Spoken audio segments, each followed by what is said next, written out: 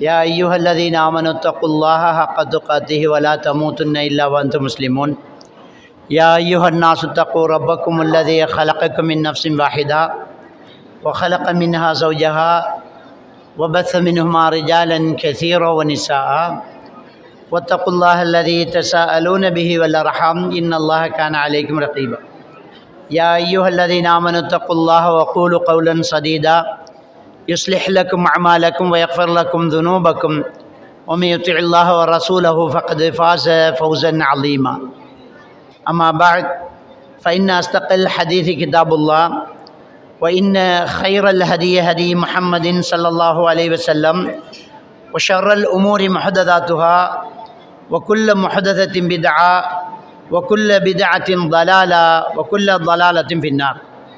சர்வ புகழும் புகழ்ச்சியும் எல்லாம் வல்ல அல்லாஹ்வுக்கு சுப்ஹானஹு வ தஆலாவுக்கே சலாமும் ஸலவாத்தும் ஸல்லல்லாஹு அலைஹி வஸல்லம் அவர்கள் மீதும் சஹாபாக்கள் தாபீன்கள் தபஅ நல்லோர்கள் எல்லோர் மீதும் என்றென்றும் எப்போதும் உண்டாகட்டுமாக. அன்புக்குரிய அருமை சகோதரர்களே, இன்றைய ஒன்றுகூடலிலே வெற்றிகரமான குடும்ப வாழ்வுக்கு விட்டு கொடுப்பும் புரிந்துணர்வும் என்ற ஒரு தலைப்பை தேர்ந்தெடுத்திருக்கின்றார்கள். ஒரு குடும்ப வாழ்க்கை வெற்றிகரமாக இருக்க வேண்டுமென்றால் ஒரு புரிந்துணர்வு விட்டு கொடுப்பு அவசியம் அப்படிங்கிற ஒரு விஷயத்தை நம்ம மார்க்க அடிப்படையில் குர்ஆன் ஹதீஸ் அதை எப்படி சொல்லுது, அது எவ்வளோ அவசியம் அப்படிங்கிறத தான் நாங்கள் இன்றைக்கி பேச வினைகிறோம். ஏன்னா அந்த ரமலான் மாதத்தை எதிர்நோக்கி கொண்டிருக்கிறோம். இபாதத்துக்கள், வணக்க வழிபாடுகள், அல்லாஹ் கட்டுப்படுவது, ஷிர்க் பிதஅத்திலிருந்து நம்ம விடுபடுறது, குர்ஆன் ஹதீஸ் அடிப்படையில் நம்ம அமல்கள் செய்கிறது, இதெல்லாம் நம்ம அடிக்கடி பேசப்பட்டுக்கிட்டு தான் இருக்குது. நம்ம அதை பின்பற்றிக்கிட்டும் இருக்கிறோம். ஆனாலும் ஷைத்தான் குர்ஆன் ஹதீஸை பின்பற்றாமல் ஷிர்க் பிதஅத்தில் இருக்கக்கூடியவர்களுக்கிட்ட வேறு பாவங்களையும் பிரச்சனைகளையும் கொண்டு போய் எடுத்து வைக்க வேண்டிய அவசியம் ஷைத்தானுக்கு இருக்காது. அவன் வேலை முடிஞ்சு போச்சு. அவர் இணை வச்சுட்டார், பிதஅத்தில் இருக்கிறாரு, அவ்வளோதான். ஆனால் குர்ஆன் ஹதீஸை பின்பற்றிக்கிட்டு அல்லாஹ் ரசூலுடைய வாழ்க்கையை வாழ்ந்துக்கிட்டு இருக்கிறவங்கள்ட்ட அதிலிருந்து அவன் அசைக்க முடியலையா, அடுத்த பாவச் செயல்களுக்கு அவங்கள தூண்டி விடுறதுக்கு ஷைத்தான் என்ன செய்கிறான், முனைகிறான். அது ரொம்ப பெரிய ஒரு ஆபத்தாகவும் இருக்குது. இந்த நாம் மனிதர்களாக இந்த உலகத்தில் வாழ்கிறதுல ரெண்டு விஷயத்தை நம்ம கவனிக்கணும். அது ரெண்டுமே சேர்ந்து தான் மார்க்கம். அதாவது அல்லாஹ்வுக்கு செய்ய வேண்டிய கடமைகள், வணக்க வழிபாடுகள், அவைகள் மட்டும் நமக்கு சொர்க்கம் பெற்று தராது. அடியார்களுக்குள்ள, மற்றவர்களுக்குள்ள நாங்கள் எவ்வாறு நடந்து கொள்ளணும்ங்கிறதையும் சேர்த்து தான் மறுமையில் தீர்ப்பு வழங்கப்படுது. நபிகள் பெருமானார் ஸல்லல்லாஹு அலைஹி வஸல்லம் அவர்கள் சொன்ன ஒரு செய்தி முஸ்லீம் கிரந்தத்திலே பதிவாக இருக்கக்கூடிய ஒரு செய்தி. பெருமானார் ஸல்லல்லாஹு அலைஹி வஸல்லம் அவங்க சஹாபாக்கள்கிட்ட கேட்குறாங்க, மனில் முஃப்லிஸ், வங்குரோத்துக்காரன் யார் அப்படின்னு ஒரு கேள்வி கேட்குறாங்க. வங்குரோத்துக்காரன்டா திவாலானவன், அதாவது ஒன்றுக்குமே வழி இல்லாமல் நடுத்தருக்கு வந்தவர் அப்படின்ற அர்த்தம். என்ற ஒரு சிலர் அந்த வங்குரோத்துத்தனம் அப்படிங்கிற தமிழ் விளங்காமல் இருக்கும். நாதியற்றவர் என்ற அந்த வார்த்தை அதுக்கு மொழிபெயர்ப்பாக சொல்லலாம். அப்போ சஹாபாக்கள்கிட்ட கேள்வியாக கேட்குறாங்க, பெருமானார் ஸல்லல்லாஹு அலைஹி வஸல்லம் அவர்கள் எந்த விஷயத்தை மக்களுக்கு திணித்து அழுத்தமாக கொடுக்க வேண்டும், அதை மறக்காமலே இருக்க வேண்டும் என்று நினைக்கிறாரோ அதை போன வாக்கில் அப்படியே சொல்லிக்கிட்டு போக மாட்டாங்க. மக்களிடத்தில் ஒரு கேள்வியை கேட்டு மனசுக்குள்ள ஒரு தாகத்தை உண்டாக்கி அவங்களுக்கு ஒரு தேவையை உண்டாக்கிட்டு அதுக்கப்புறமா அதை என்ன செய்வாங்க, விதைப்பாங்க. இதைத்தான் இன்றைக்கி கற்பித்தல் நடவடிக்கையில் SQ4 ரீடிங் மெத்தட் என்ற பேரில் செஞ்சுக்கிட்டு இருக்கிறாங்க. அது அல்லாஹ்வுடைய தூதரும் அல்லாஹ்வும் செஞ்ச விஷயம். மக்களுக்கு மனசுக்குள்ளே பதியணும்னா முதல்ல அதில் ஒரு தேவை அவருக்கு உருவாகணும். ரசூலுல்லாஹ் கேட்குறாங்க, வங்குறதுக்காரன் யார் சொல்லுங்கப்பா அப்படின்னு கேட்குறாங்க. அவங்களுக்கு தெரிஞ்சதை சொல்கிறாங்க. ஒரு சஹாபி சொல்கிறார், மன்லா இன்தஹு திர்ஹமுன் வலா தீனாரும் வலல் அம்திஆ, யாருக்கிட்ட தீனார், தங்கம் காசு, வெள்ளி காசு, எந்த பொருள் எதுவுமே இல்லாமல் வெறுங்கையோடு இருக்கிறாரோ அவர் தான் நாங்கள் வங்குரோத்துக்காரன்னு சொல்லுவோம் யா ரசூலல்லாஹ் அப்படின்னு சொன்னபோது பெருமானார் ஸல்லல்லாஹு அலைஹி வஸல்லம் அவர்கள் சொன்னார்கள், உண்மையான வங்குரோத்துக்காரன் யார் தெரியுமா? நாளை மறுமையில் மஹ்ஷரில் எழும்பும்போது தொழுகையோடு வருவான், நோம்போடு வருவான், ஹஜ்ஜோடு வருவான், தர்மங்களோடு வருவான், எல்லா நன்மைகளையும் செஞ்சுட்டு வருவான். இந்த ஹதீஸில் நம்ம கவனிக்க வேண்டிய ஒரு விஷயம் என்னென்றால், நாளை மறுமையில் ஒருத்தன் தொழுகையோடு வருகிறான் என்றால் அந்த தொழுகையை சரியாக தொழுதிருக்கிறான்னு அர்த்தம், பிதஅத் இல்லாமல். நாளை மறுமையில் ஒருத்தன் ஹஜ்ஜோட வர்றான்டா ஹஜ்ஜி ஏற்றுக்கொள்ளப்பட்டிருக்குது, நல்லா ஹஜ்ஜி செஞ்சிருக்கிறான்னு அர்த்தம் பாருங்கள். பிதஅத் இல்லாத அமல்கள் செஞ்சிருக்கிறான், குர்ஆன் ஹதீஸ் படியில் இருந்திருக்கிறான், அப்படியே வந்து நிற்பார், எல்லா அமல்களும் இருக்குது. ஆனால் அல்லாஹ் தஆலா அடுத்த விசாரணை செய்ய போகிறான். இவருக்கு யாராவது குற்றம் சொல்கிறதுக்கு இருக்குதா, மனிதர்களுக்கும் இடையில் ஏதாவது பிரச்சனை இருக்கிறாங்கிற அடுத்த விசாரணை. அப்போ ஒருத்தர் எழும்பி சொல்லுவார், யா ரப் ஹுவ ஷதமனி, யா அல்லாஹ் இவர் என்னை ஏசிருக்கிறார், திட்டிருக்கிறார். அல்லாஹ் நீதியான தீர்ப்பு வழங்குவான் பாருங்கள். அவனை திட்டிருக்கிற நீ தொழுகையை தூக்கி கொடுத்துருவான். ஒருவன் சொல்லுவான், ஹுவ அக்கல மாலி ஹராமன், என் பொருளாதாரத்தை திண்டிருக்கிறான், கடன் வாங்கினான் தரல, ஏமாற்றிட்டான், பறிச்சிட்டான், இவருடைய ஹஜ்ஜு தூக்கி கொடுக்கப்படும்.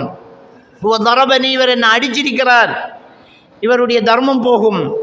இப்படி ஒவ்வொருவரும் தன்னுடைய பிரச்சனைகளை சொல்ல சொல்ல இவரிடமிருந்து அமல்களெல்லாம் அவருக்கு போயிட்டே இருக்கும். கடைசியில் வெறுங்கையோடு நிற்பார். கொடுக்கறதுக்கு இங்கே அமல்கள் இல்லை, வெறுங்கையோடு நிற்பார். முஸ்லீம் கிரந்தத்தில் பதிவாக இருக்கிற ஹதீஸ். அப்போவும் ஒருத்தர் எழும்பி குற்றம் சொன்னால் எடுத்து கொடுக்க இங்கே நன்மை இருக்காது, ஆனால் திருப்பி எடுக்க அங்கே பாவம் இருக்கும். எனக்கு இவன் அடிச்சிருக்கிறான்னு சொல்கிறான், அவன்கிட்ட வாங்கி தரது நன்மை இல்லை, ஆனால் எனக்கிட்ட பாவம் இருக்கிறே, அந்த பாவத்தை தூக்கி இவருடைய தலை மேலே சுமத்தப்படும்.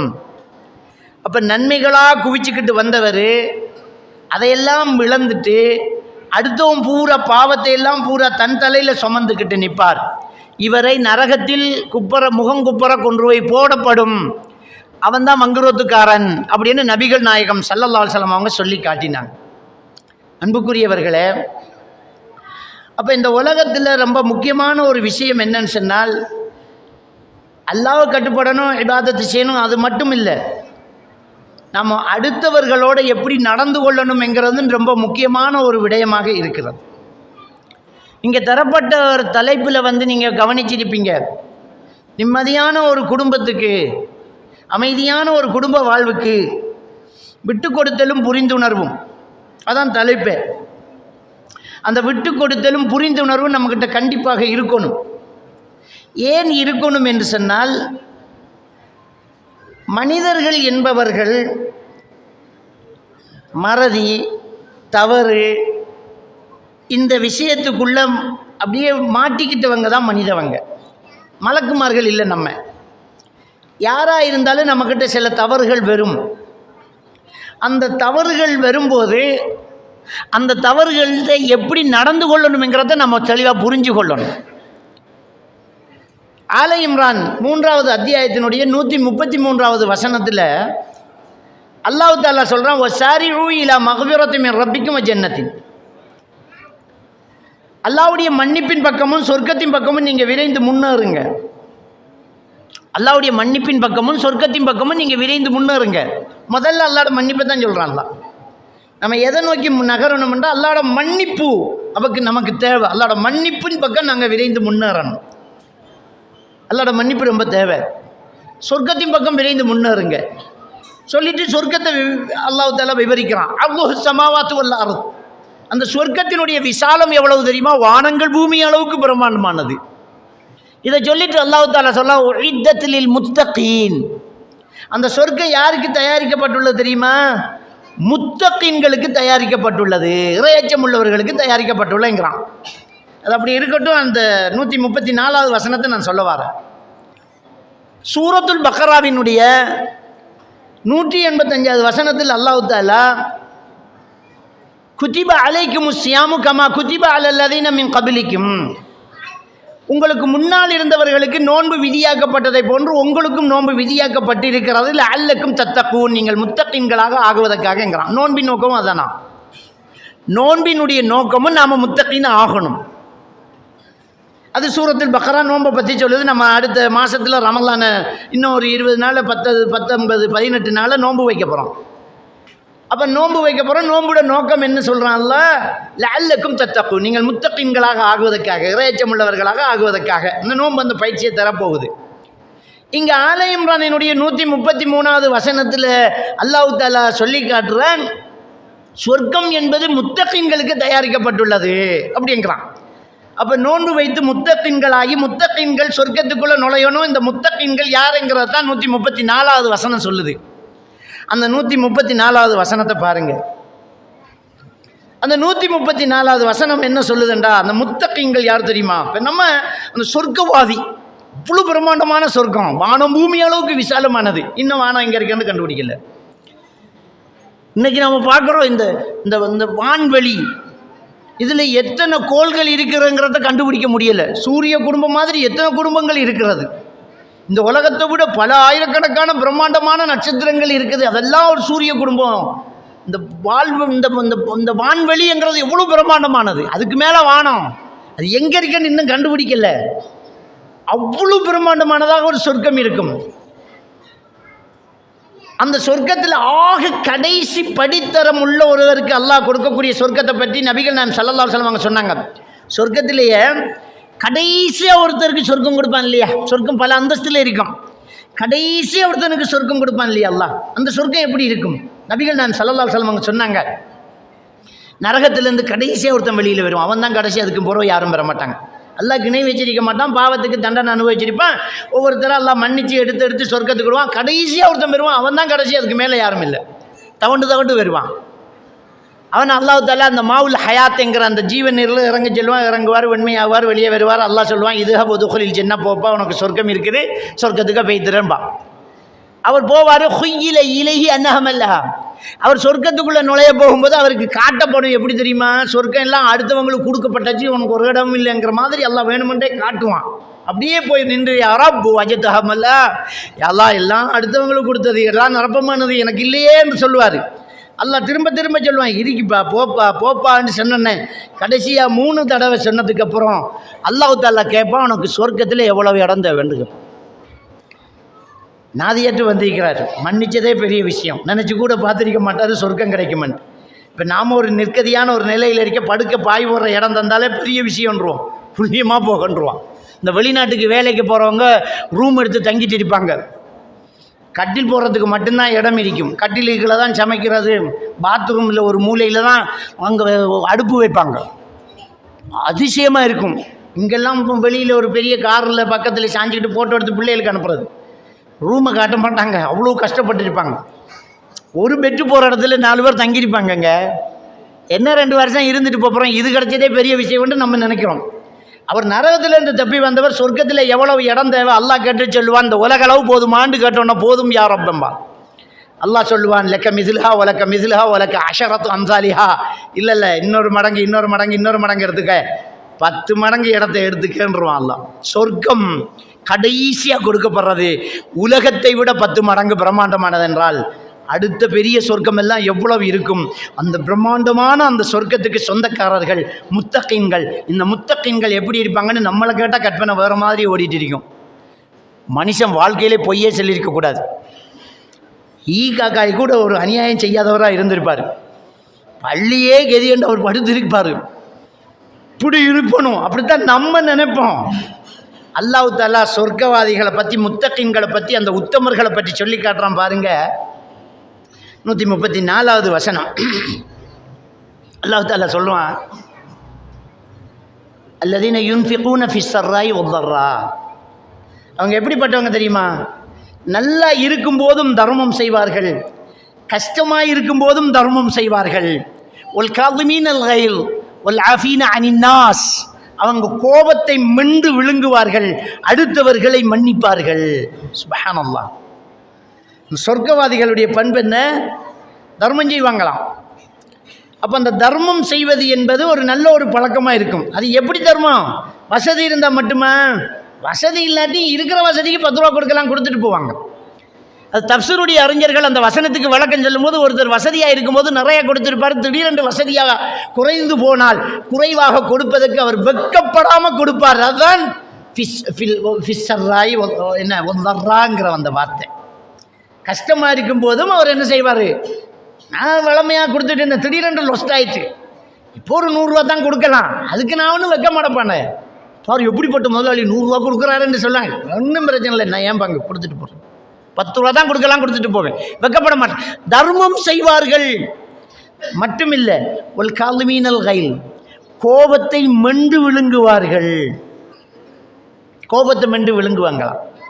ஒல் ஆஃபீன அனின்னாஸ், அடுத்தவர்களை மன்னிப்பாங்க. இதுதான் அந்த விட்டு கொடுப்பும் புரிந்துணர்வு.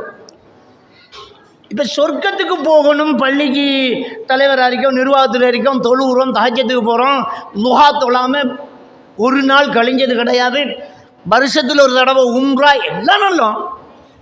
ஆனால் கோபத்தை நான் அடக்கலையே, அப்போ எப்படி முத்தகீன் ஆகிறது, எப்படி சொர்க்கம் போகிறது? கோபத்தை அடக்க பழகலையே நம்ம. இப்போ நபிகள் நாயகம் ஸல்லல்லாஹு அலைஹி வஸல்லம் அவர்கள் ஒருத்தர் நல்லவரா கெட்டவராங்கிற நற்சான்றிதழை எங்கே போய் வாங்க சொல்கிறாங்க?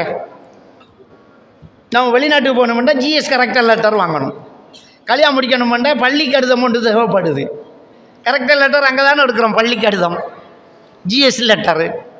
இல்லாட்டி ஏதாவது நிறுவனத்தால் நமக்கு என்ன செய்யணும், இவர் எங்களுடைய நிறுவனத்தில் சேவை செய்தார் என்றது. சிலருக்கு அவார்டுகள் கொடுப்பாங்க, தேசபந்து அவார்டு கொடுக்குறாங்க, இவர் சமூக சேவை செய்தவர் அவார்டு கொடுக்குறாங்க, இதெல்லாம் கொடுக்குறாங்க. நபிகள் நாயகம் ஸல்லல்லாஹு அலைஹி வஸல்லம் அவர்கள் அவார்டு நற்சான்றிதழ் எங்கே வாங்க சொன்னாங்க? உங்களோட ஏரியா பள்ளியில் உலமாக்கள்கிட்ட அங்கே போய் பண்ண சொன்னாங்களா? பெருமானார் ஸல்லல்லாஹு அலைஹி வஸல்லம் அவர்கள் சொன்ன இடம் தான் ரொம்ப ஆபத்தான இடம். அந்த இடத்துல நற்சான்றிதழ் வாங்க முடியாது, கரெக்டாக இருந்தால் மட்டும்தான் கிடைக்கும். அது எந்த இடம் தெரியுமா? ஸல்லல்லாஹு அலைஹி வஸல்லம் அவர்கள் சொன்னார்கள், ஹைருக்கும் லி அஹ்லிஹி வ அன ஹைருன் லி அஹ்லி என்றாங்க. உங்களில் சிறந்தவர் யார் தெரியுமா? தன் துணையிடம் சிறந்தவர் தான் சிறந்தவர். ஒரு பொண்டாட்டி நல்லம்மா கெட்டதாண்டத்தை புருஷன் தான் சொல்லணும், பக்கத்து வீட்டுக்காரன் சொல்ல முடியாது. அவன்கிட்ட நல்லா தான் இருப்பா, அவன் பர்தாவோடு இருப்பா, சும்மா தொழுவா, அப்படி பயான் பண்ணுவா, ஹதீஸ்கள் கேட்பா, அப்படியே இருப்பா. உண்மையான கோணத்தை புருஷன் தான் காட்டுவா. அந்த ஆள்கிட்ட கேட்கணும், எப்படிப்பா? ஒரு ஆம்பளையை பற்றி நற்சான்றிதழ் யார்கிட்ட கேட்கணும்? உம்மா கிட்ட கேட்டால் என்ற பிள்ளையை போல புள்ள உலகத்தில் இல்லைன்றுவான். தங்க கட்டி என்ற பிள்ளை கண்ணுக்கு வச்சு நிமையால் மூடுவேன்றுவான். மகனுக்கிட்ட கேட்டால் வாப்பா வா, எங்கள் வாப்பா ஆப்பில் வாப்பா யாருக்கும் கிடைக்குமான்றான். பள்ளியில் கேட்டால் வாப்போ, இந்த பள்ளியில் ஒரு சின்ன பிரச்சனை தான் அந்த மனுஷன் காசை போட்டுருவான். ஊருக்குள்ளே கேட்டால் அல்லாஹு அக்பர், வெள்ளம் வந்தால் அவரை அரிசி பேக் தான் முதல்ல வரும்ன்றுவாங்க. நல்ல மனுஷன். வேலை செய்கிறார்கள்ட்ட கேட்டால் நல்ல முதலாளி. பொண்டாட்டிக்கிட்ட தான் கேட்கணும், உண்மையான அசல் அங்கே தான் காட்டுவார், அசல் அங்கே தான் காட்டுவார். அப்போ ஒரு மனிதனுடைய அந்த புரிந்துணர்வு விட்டு கொடுப்புங்கிறது எங்கே இருக்கணும் தெரியுமா? அல்லாஹ்வுடைய தூதர் அடி ஆணி வேரில் கை வச்சுட்டாங்க, ஹைருக்கும் லி அஹ்லிஹி என்றுட்டாங்க. அம்புட்டுனா சொல்லிட்டு ஸல்லல்லாஹு அலைஹி வஸல்லம் அவர்கள் சொன்னார்கள், வான ஹைருன் லி அஹ்லி, நான் என் குடும்பத்தார்கிட்ட சிறந்தவர் தான். கேட்டு பார்க்கலாம், பொண்டாட்ட கேட்டு பார்க்கலாம். அந்த நற்சான்றிதழ் எடுத்துட்டோம்னா அவ்வளோதான், அந்த தலைப்பு பேசவே வேண்டியதில் போக வேண்டியதான். அங்கே தான் நம்முடைய அசல் வெளிப்படும். அப்போ இங்கே அல்லாஹ் தஆலா ஆல இம்ரானினுடைய 134வது வசனத்தில் சொல்லும்போது ஒல் காலிமீனல் கைலங்கிறானே, கோபத்தை மெண்டு திண்டு விடுவாங்க, அப்படி சப்பிடுவாங்களாம் கோபத்தை. அந்த கோபத்தை அடக்கிறதுக்கு பொறுமை தேவை. அந்த பொறுமை என்பது ரொம்ப முக்கியமானது. சூரத்துல் லுக்மானுடைய 17வது வசனத்தில் அல்லாஹ் தஆலா சொல்லி காட்டுறான், இன்னதாலிக்க மின் அஸ்மில் உமூர்ங்கிறான். கோபம் என்பதுதான் மிகப்பெரிய ஒரு வீர செயல்ங்கிறாங்க. அல்லாஹ்வுடைய தூதர் ஸல்லல்லாஹு அலைஹி வஸல்லம் அவர்கள் சொன்னார்கள், முன்னால் வரும் எதிரிகளை வெட்டி வீழ்த்துபவன் வீரன் அல்ல, உள்ளே இருந்து வரும் கோபத்தை வெட்டி வீழ்த்துபவன் தான் வீரன்றாங்க. வெளியிலேருந்து வர்றவனே எல்லாரும் தான் வெட்டலாம், உள்ளே இருந்து உனக்குள்ளேயே உருவாகுதே கோபம், உன்னால் முடிஞ்ச அதை வெட்டி வீழ்த்து, அவன் தான் உண்மையான வீரன். அப்போ நம்முடைய கோபத்தை அடக்க முடியல. உண்மையான கோபம் எங்கே வரும் தெரியுமா? கோபம் எங்கே கூடுதலாக வரும் தெரியுமா? யாருக்கிட்ட கூடுதலான அன்பும் நெருக்கமும் நேரம் கூடுதலாக கழிக்கும் இடமமாக இருக்கிறதோ அங்கே தான் கோபம் கூட வரும். பொண்டாட்டி செல்லுவா, அந்த ஆளு கோபக்காரண்டு, யாரும் நம்ப மாட்டேங்கிறாங்க. என்ன நீங்கள் என்ன சொல்றீங்க? அஸ்தக்ஃபிருல்லாஹ், அந்த மனுஷனுக்கு கோபமா? அசல் அங்கே தான் இருக்கு, அங்கே தான் இருக்குது.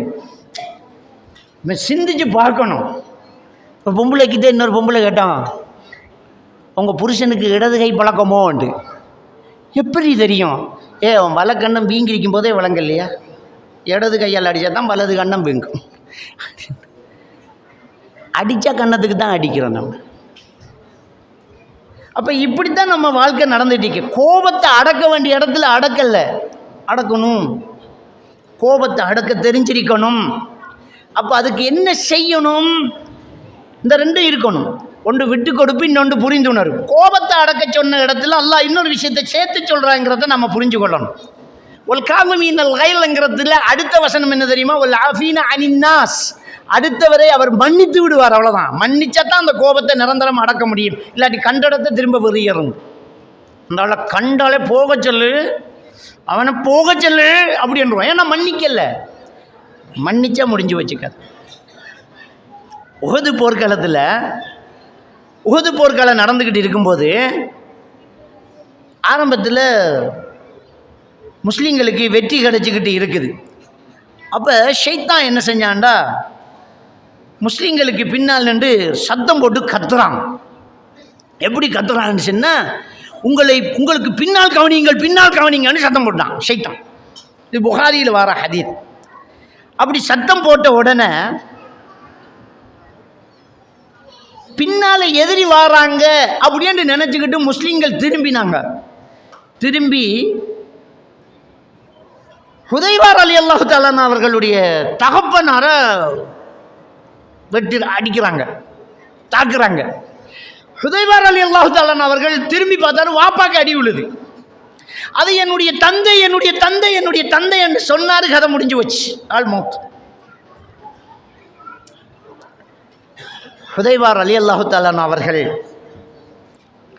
அந்த இடத்துல சொன்னார்கள், இறைவா, இவர்களுடைய பாவங்களை எல்லாம் மன்னித்து விடுவாயாக. பாப்பாவை வெட்டி போட்டுட்டாங்க, என்னடா வேலை பார்த்தீங்க நீங்கள்? அவர் புரிஞ்சிட்டாரு. அந்த இடத்துல விட்டு கொடுக்கிறாரு. அவர் கோபத்தை அடக்கிறாரு. அவர் சொல்கிறார், இறைவா, இவர்களுடைய பாவத்தை மன்னித்து விடு, தெரியாம செஞ்சிட்டாங்க. அவரே துவா கேட்கிறாரு. இந்த ஹுதைபா ரலியல்லாஹு தஆலா அவர்களுடைய அந்த சகிப்புத்தன்மை இருக்கிறதே, அவர் வாழ்நாள் முழுக்க அவருடைய சிறப்பாக அதுதான் இருந்துச்சு அப்படின்னு அந்த புகாரி கிரந்தத்தில் பதிவாக இருக்கக்கூடிய ஹதீஸ் ஆயிஷா ரலியல்லாஹு தஆலா அவங்க அறிவிக்கக்கூடிய அந்த ஹதீஸை நாங்கள் பார்க்கலாம். எவ்வளோ ஒரு சகிப்புத்தன்மை இருந்திருக்கும். அந்த நிலைமையை புரிஞ்சுக்கிட்டாங்க. அப்போ கோபத்தை அடக்கிறது என்பதும் அடுத்தவர்களை மன்னிப்பது என்பதும் இந்த ரெண்டும் இருந்தால் மட்டும்தான் முடியும். இந்த விட்டு கொடுத்தலும் சகிப்புத்தன்மையும் இருக்கணும். அப்போ கோபத்தை அடக்கணும், நற்சான்றிதழ் பெறணும். நற்சான்றிதழ் அங்கே பெறணும். வெளியில் எப்படி வேணும்னாலும் நம்ம இருந்துட்டு போகலாம். கொஞ்ச நேரம் தானே ஆஃபீஸ், கொஞ்ச நேரம் தானே கடையில், கொஞ்ச நேரம் தான். இப்போ நான் உங்களோட ஊருக்கு வந்திருக்கேன், இன்றைக்கு தான், நாளை போய்த்துருவேன். அது வரைக்கும் நான் சும்மா மனித பழம் எப்படி மனுஷன்னு எனக்கு உண்மையாக அங்கே தான் வந்து கேட்கணும். வீட்டை அவர் எப்படி என்று பொண்டாட்டிட்டு தான் கேட்கணும், எப்படிம்மா அவர்ன்ட்டு. அவர் சொன்னால் அதுதான் என்னை பற்றிய நற்சான்றிதழ். அதான் நபிகள் நாயகம் ஸல்லல்லாஹு அலைஹி வஸல்லம் அவங்க சொல்லி காட்டிட்டாங்க. வெளியில் உங்களுக்கு தான் உபதேசம், வீட்டில் நச்சரிச்சுக்கிட்டு இருக்கிறான்னு சொன்னால் அப்படி நான் முடிஞ்சு வச்சுக்காது. எல்லாம் பாதுகாக்கணும், இப்படி வாழணும், அங்கேயும் நற்சான்றிதழ் பெறணும். அப்போ அந்த விட்டு கொடுத்தல் சகிப்புத்தன்மை நம்மகிட்ட இருக்கணும்.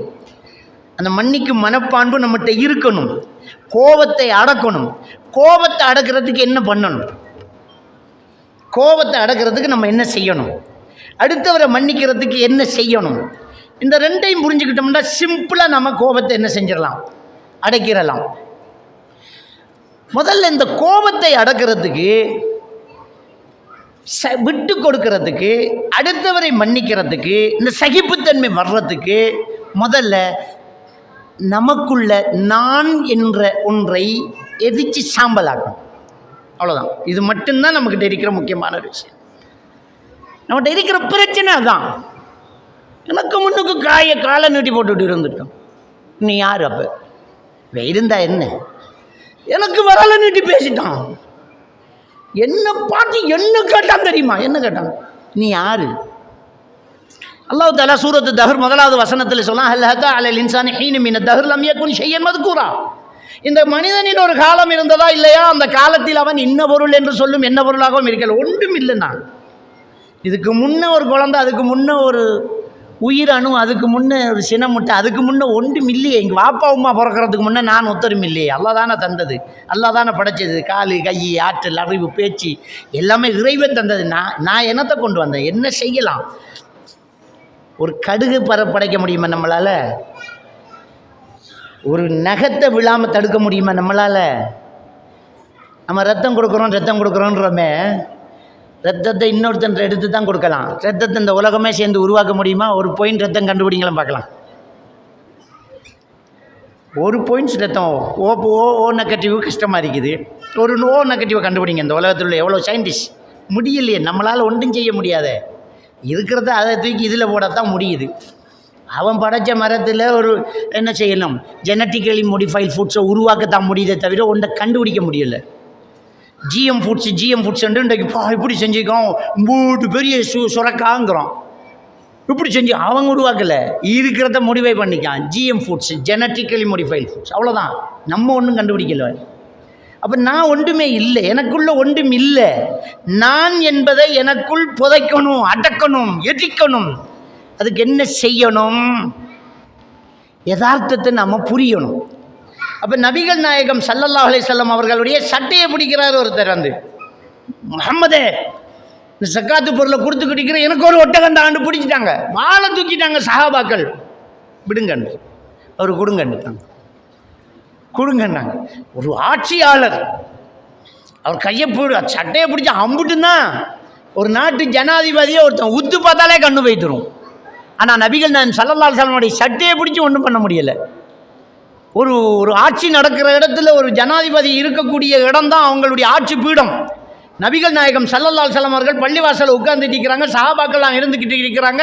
ஒரு கிராமத்துப்புறத்து அரபி ரோட்டால் போனவர் அப்படியே உட்கார்ந்து ஒரு மூலையில் சிறுநீர் கழிக்கிறார். எவ்வளோ பெரிய ஒரு பிரச்சனை! ஒரு மதஸ்தாலயம் தாக்கப்படுமாக இருந்தால் மத கலவரமே உருவாகிடும்.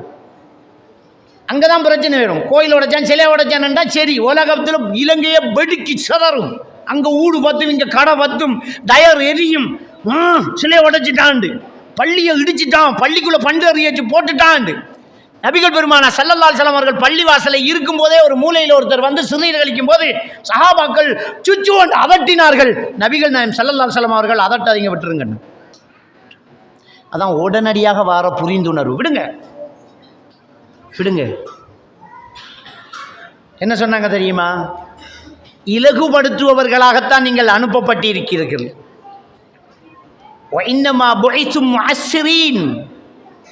நீங்க இலகுபடுத்துபவர்களாகத்தான் அனுப்பப்பட்டீர்கள், சிரமப்படுத்துபவர்களாக அனுப்பப்படவில்லை. அடுத்தவங்களுக்கு சிரமம் கொடுக்குறாளா உங்களை அனுப்பல, இலகுபடுத்துபவர்களாக தான் அனுப்பப்பட்டீங்க. விடுங்க அவரை அப்படின்னாங்க. அவர் போய் முடிஞ்சதுக்கு அப்புறமா அவரே நிற்கிறாரு. நபிகள் நாயகம் ஸல்லல்லாஹு அலைஹி வஸல்லம் அவர்கள் ஒரு வாளியில் தண்ணி எடுத்துகிட்டு வாங்கன்னு தண்ணியை கொண்டாந்து அந்த இடத்துல ஊற்றிட்டு அவரை கூப்பிட்டு மெதுவாக சொன்னார்கள், இது எங்களுடைய மத ஆலயம். தொழுவோம், குர்ஆன் ஓதுவோம், வழக்குகள் நடத்துவோம், தீர்ப்பு செல்லுவோம், உட்காந்து பேசிட்டு இருப்போம். இதுக்கு தான் இதை பயன்படுத்துவோம், இது மாதிரியான வேலைகளுக்கு நாங்கள் பயன்படுத்த மாட்டோம், போயிட்டு வாங்கன்னு.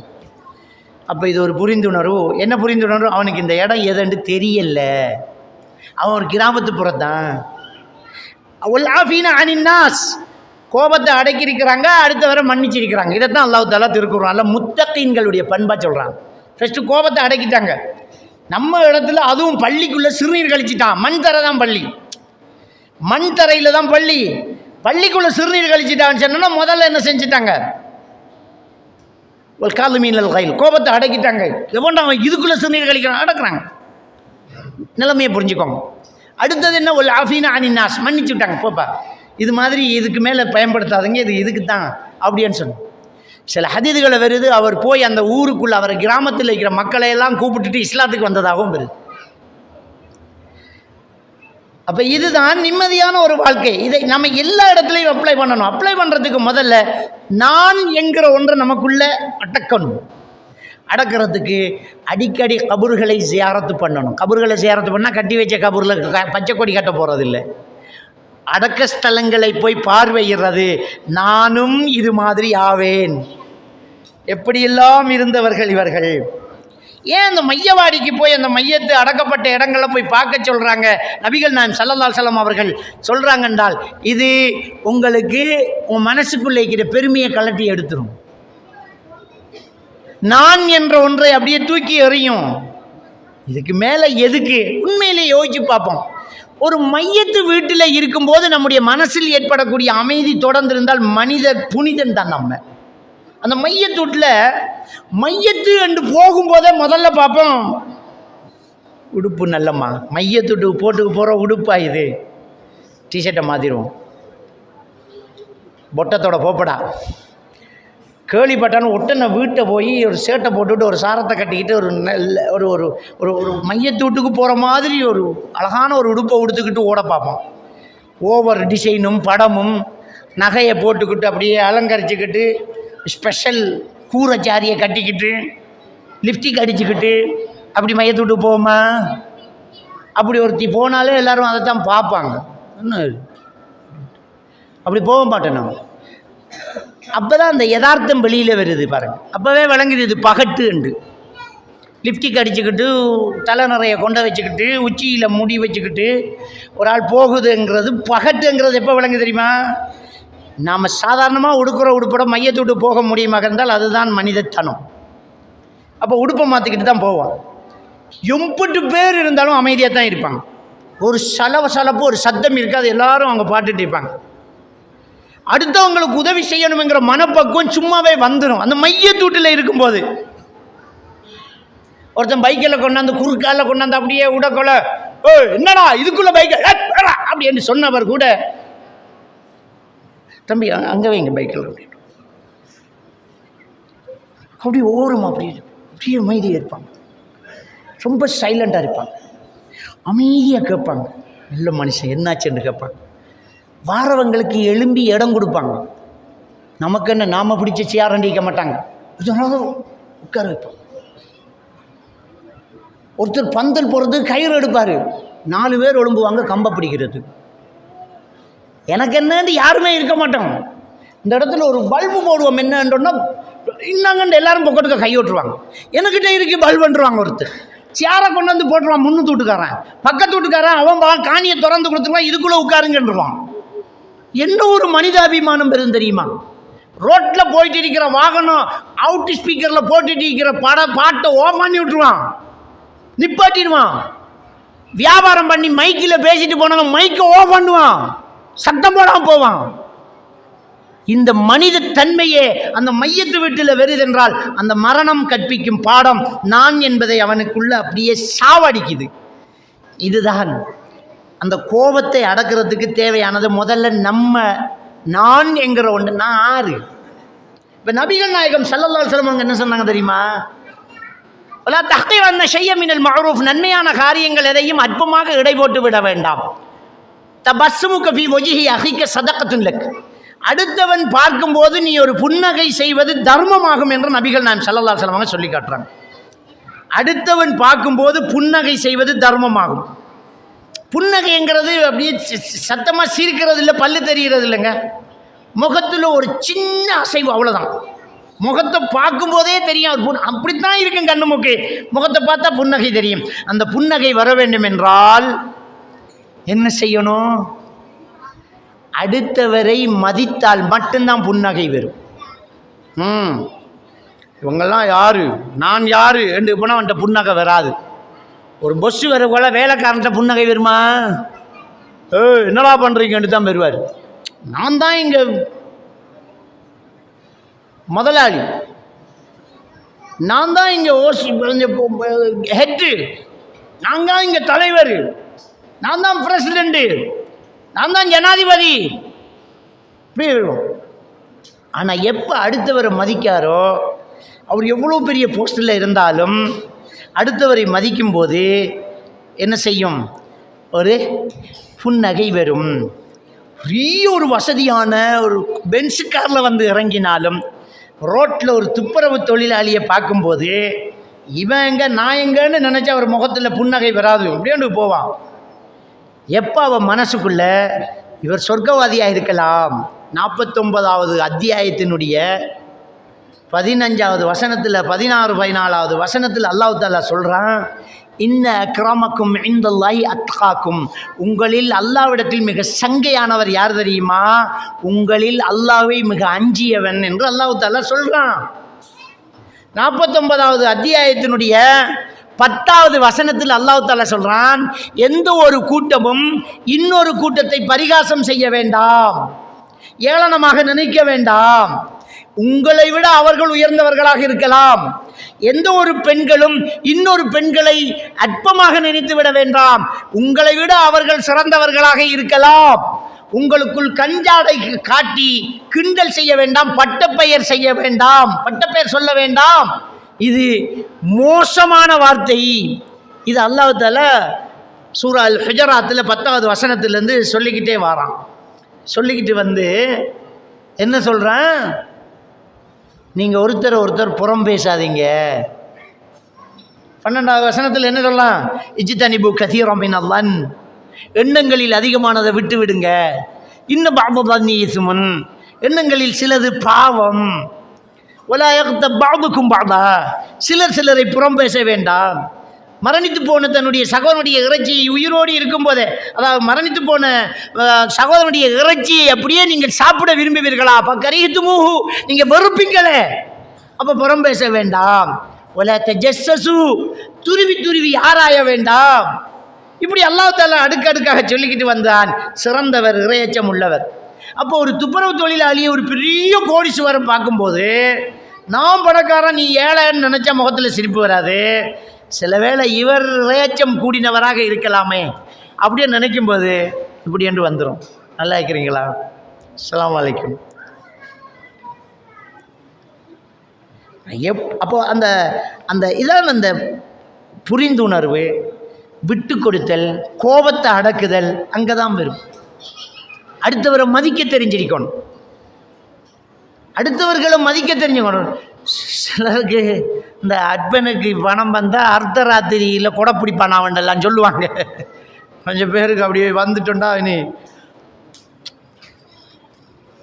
எல்லார்ட்டையும் பேச மாட்டாங்க, சலாம் கொடுக்க மாட்டாங்க, காய்க்க மாட்டாங்க, busy busy busy busy busy என்று போவாங்க.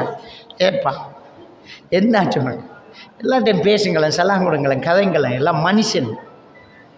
உன்னை விட அவன் சிறந்தவனா நீ சிறந்தவன் நமக்கு தெரியாது. அரபு தெரிஞ்சவர் மௌலவியானவர் தான் சொர்க்கத்துக்கு போவார்ன்னு எங்களை எழுதி கொடுத்திருக்கிறார் இல்லையே. எவ்வளவு பெரிய பெரிய சஹாபாக்கள் எல்லாம் நிற்கும்போது மக்கா வெற்றி கையில் யுத்தம் இல்லாமல் ரத்தம் இல்லாமல் மக்கா கையில் கிடச்சாச்சு. சஹாபாக்கள்லாம் அப்படியே நிற்கிறாங்க, பெரிய பெரிய சஹாபாக்கள் நிற்கிறாங்க. அபூபக்கர் சித்திக் ரலியல்லாஹு தஆலா, உமர் ரலியல்லாஹு தஆலா, ரசூலுல்லாஹ்வுடைய மருமகன் மாமனார் எல்லாம் அப்படியே நிற்கிறாங்க. அவருடைய சாஜா மகன் நிற்கிறார், எல்லாரும் நிற்கிறாங்க. மக்கா வெற்றி கிடைச்சிட்டு பெருமானா ஸல்லல்லாஹு அலைஹி வஸல்லம் அவர்கள் காபத்துல்லா மேலே ஏறி காலால் மிரிச்சுக்கிட்டு பாங்கு சொல்கிறதுக்கு ஒருத்தர் ஏற்றினார். அவர் யாரு தெரியுமா? அடிமை பிலால் ரலியல்லாஹு தஆலா. ஏறுங்க அடிமை பிலால் என்றார். மனுஷனை மதித்தார். யாரெல்லாம் ஏற மாட்டாங்க மதிக்க மாட்டாங்கன்னு தரக்குறைவா மனுஷன் நினைப்பானா அவரை தான் ஏற்றுறாங்க. ஏறுங்க பிலால், ஏறுங்க அப்படின்னா. அப்போ அடுத்தவர்களை மதிக்கிறாங்க.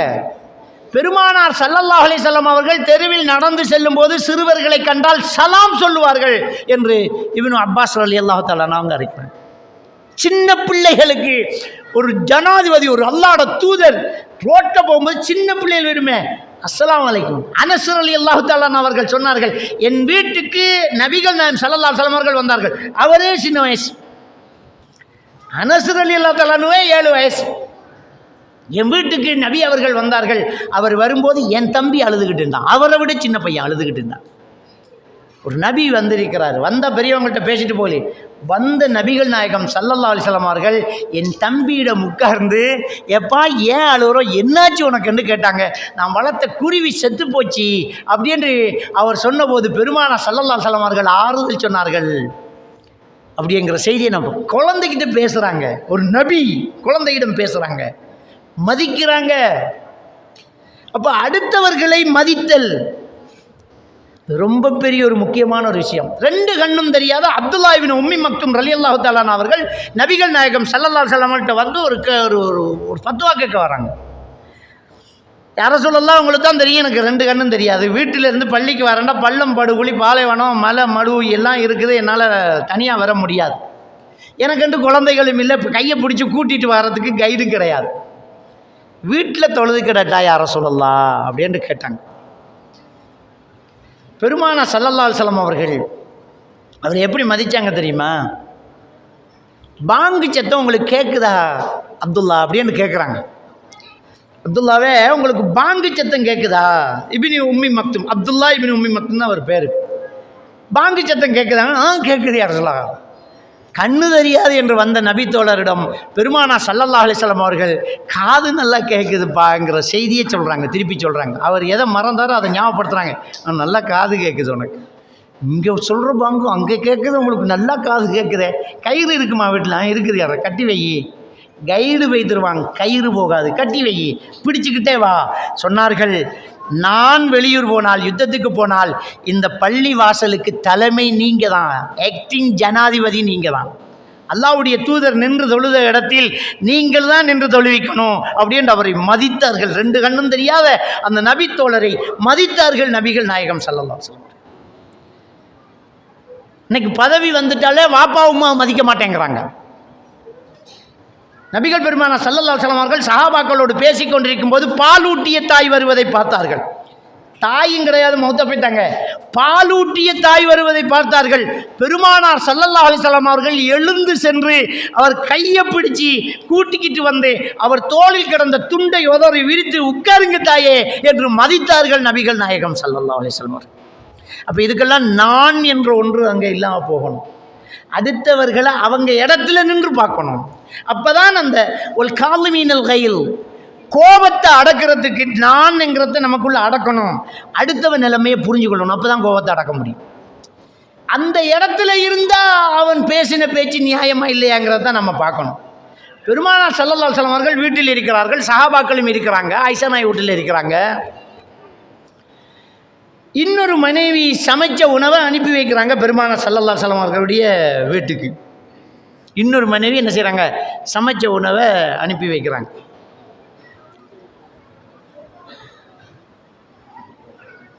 அடிமை சாப்பாட்டை கொண்டு வந்துட்டார். அது ஆயிஷா நாய்க்கு பிடிக்கல. ஒவ்வொரு மனைவிக்கும் ஒரு டேர்ன் இருக்குது. இன்றைக்கு நீங்கள், இன்றைக்கு அங்கேண்டு. உங்களுக்கு ஒதுக்கப்பட்ட நாளையில் நீங்கள் விசேஷமாக சமைச்சு கொடுக்கலாம். எனக்கு ஒதுக்கப்பட்ட நாளையில் நீங்கள் சாப்பாட்டை இங்கே அனுப்பி அப்படியே கைக்க போட பார்க்குறீங்களான்ற ஒரு ரோச உணர்வு அவருக்கு வந்தாச்சு.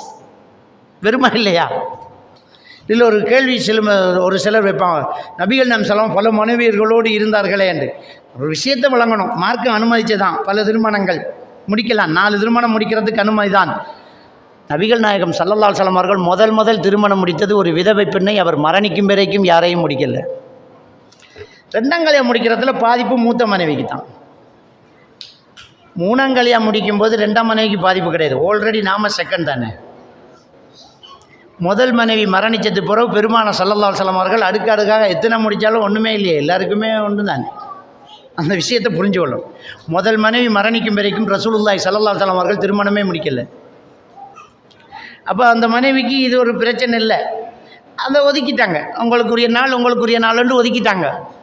அந்த நாளுக்கு சாப்பாடு வருது. ஆயிஷா நாய்க்கு பொறுத்துக்க முடியலை. சாப்பாட்டை தட்டை வாங்கவும் இல்லை, எடுக்கவும் இல்லை, அப்படியே கீழே கொட்டிட்டாங்க. அந்த செயல் அவ்வளோ பேரையும் அப்படியே திரும்பி பார்க்க வைக்குது.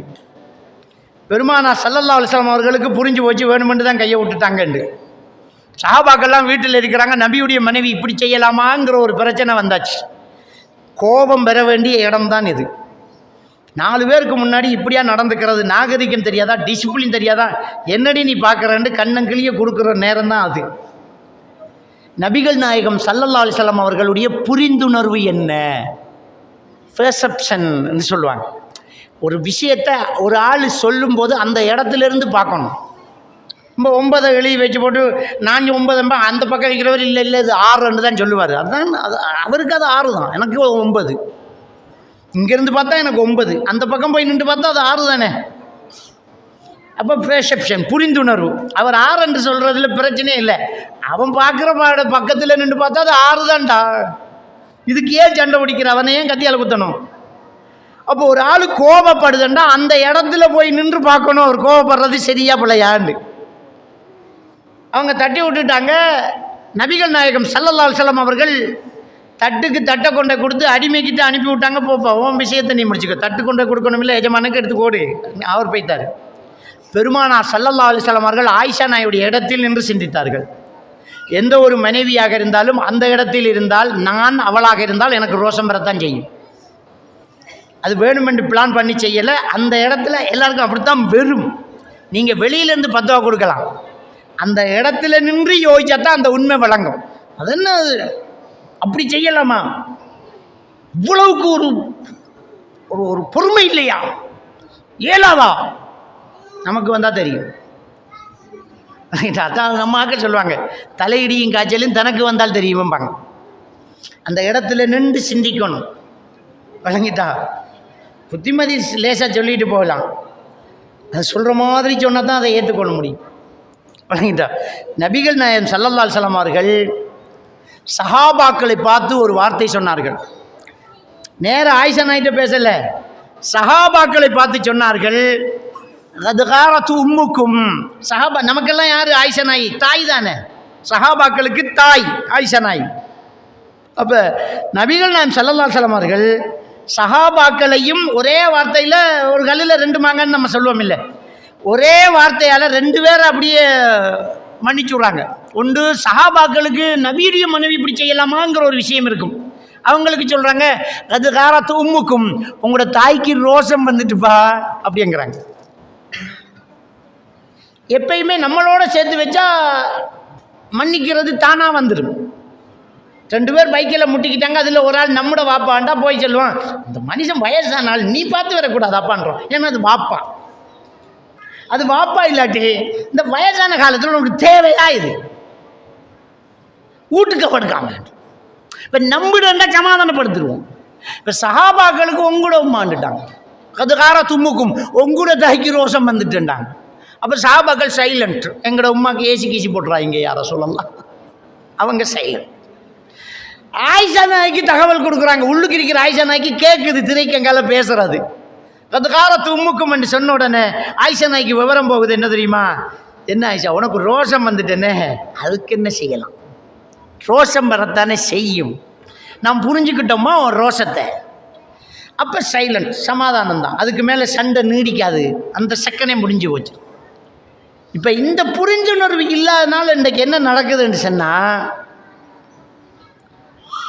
ஒரு மாதமாக நீடிக்கும் ஒரு சின்ன பிரச்சனை, ஒரு குட்டி பிரச்சனை 1 மாதமாக போய் நிற்கும். புரிந்துணர்வு இல்லை. பொண்டாட்டி புருஷனை மதிக்கிறது இல்லை, புருஷனுடைய நிலைமை புரியறதில்லை, அவருடைய பதட்டம் என்ன, அவருடைய நிலைமை என்ன விளங்க மாட்டேங்குது. அந்த அம்மா ஃபோன் பண்ணுவா, தூக்கலை. 2வது தடவை ஃபோன் பண்ணுவா, தூக்கலை. 3வது தடவை ஃபோன் பண்ணுவா, தூக்கலை. அவட ஃபோனை சுவிட்ச் ஆஃப் பண்ணி வச்சு போட்டுருப்பா. இவர் மறுவா ஃபோன் பண்ணுவார், சுவிட்ச் ஆஃப். இங்கே நெருப்பு பத்தும். நீ ஃபோன் பண்ண ஏன் எதுக்குன்னு கேட்குறதுக்கு ஃபோன் பண்ணால் ஃபோன் வேலையில்லை. அவளுக்கு என்னையோ எவ்வளமோ பிரச்சனை அப்படியே சூடாகி நெருப்பாகி பதறிக்கிட்டு அவர் வருவார். அவர் இப்போ 100ல் வருவார், இவவும் ஆல்ரெடி 100லான்னு இருக்கா. 100 சேர்ந்தா எப்படி இருக்கும்? அப்படி வந்த உடனே அப்படியே மூஞ்சே சரியில்லாமல் இருக்கும். இப்போ என்னண்டா, ஒரு ப்ளஸபிள், ஒரு புரிந்துணர்வு, ஒரு விட்டு கொடுப்பு, ஒரு மன்னித்தல் 2 பேர்கிட்டையுமே இல்லை. இப்போ என்ன நடக்குமெண்டா, 2 பேரும் அப்படியே நிற்பாங்க. வருவார், கட்டு மாத்திரம். என்ன ஃபோன் வேலை செய்யாது, வேலை செஞ்சு என்ன செய்யும்?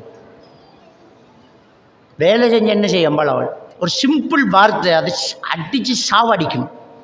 ஒரு சின்ன வார்த்தை செம்மட்டியால் அடிக்கிறத விட வேகமாக இருக்கும்.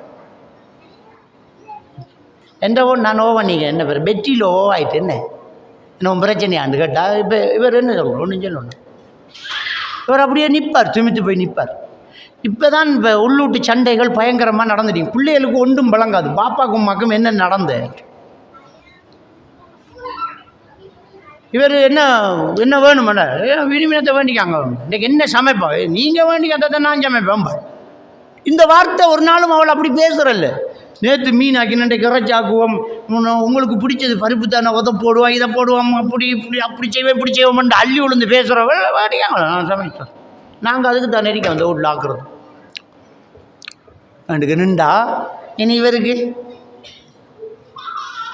நிம்மதி இல்லை, ரத்தம் கொதிக்கும், வீட்டில் நிம்மதி இல்லை, சந்தோஷம் இல்லை, இருக்கிறது டேஸ்ட்டாக இல்லை, வாழ்க்கை பிடிக்காது, செத்து போகணும் போல இருக்கும். என்ன ஒரு ஒரு புரிந்துணர்வு, ஒரு விட்டு கொடுத்தல் இல்லை, அவ்வளோதான். இவர் ஸ்டேஷன் பிடிச்சி பார்ப்பார். பின்னரமாக போய்த்து கொஞ்சம் கோபம் இறங்கியிருக்காண்டு செக் பண்ணி பார்ப்போம்ன்றோ, தண்ணி கொஞ்சம் தாங்க அப்படின்ட்டு கேட்பார். தண்ணி வெறும் டாட்டா என்ன தண்ணி கேட்டையில் தான் கொண்டாந்து வச்சிருக்கோம், இன்னைக்கு குடிங்கள். அதுக்கு இப்படியா வைக்க, வேறு எப்படி வைக்க? அப்போ கொண்டாங்க, இன்னாங்க, எடுங்க. என்னன்னு சொல்கிறாங்க, என்ன பிரச்சனைன்னு சொன்ன கதை முடிஞ்சு போச்சு. இங்கே இருக்கிற புருஷனை அங்கே இருக்கிற பிள்ளைய கூப்பிட்டு சொல்ல, உங்கள் பாப்பா வந்து சாப்பிட சொல்லுங்க. அதை இங்கே சொல்லலாம், இதை தாண்டி அங்கே போகணுமா சவுண்டு? பிள்ளைகளுக்கு ஒன்றும் பழங்க, என்னடா இது அங்கே இருக்கிற பாப்பாவை இங்கேருந்து கூப்பிட சொல்கிறேன் உம்மாட்டு. இவரும் அப்படித்தான், அதைத்தான் பயன்படுத்துகிறேன். உமாக்கிட்ட சொல்லுடா, நான் பாப்பா மாட்டேன் சாப்பிட்டேன்னு. இங்கே சோத்துக்கு வழி இல்லாமல் தான் நாங்கள் கிடக்க மாட்டோம் இவர் சொல்லுவார். அப்போ இப்படியே ஒரு மாதம் 2 மாதமாக இழுக்கிற ஃபேமிலி எல்லாம் இருக்குது. அப்போ இதுக்கு என்ன காரணம்டா, அந்த பெர்செப்ஷன் இல்லை. ரசூலுல்லாஹ் என்ன செஞ்சாங்க, அதுக்கார தும்முக்கும், உனக்கு ரோஷம் வந்துட்டு ஆயிஷா